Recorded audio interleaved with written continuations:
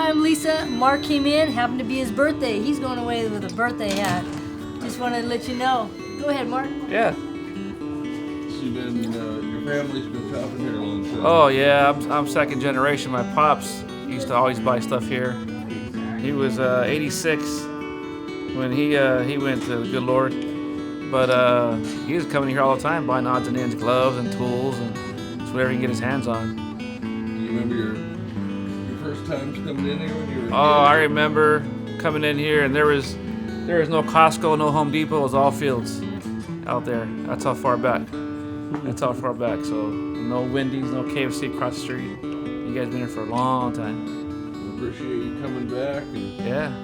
bring the grandkids. Oh yeah, I gotta bring my kids and in fact I brought my son here a couple of times already. So he liked it here. So he'll be third generation. So gotta keep these doors open.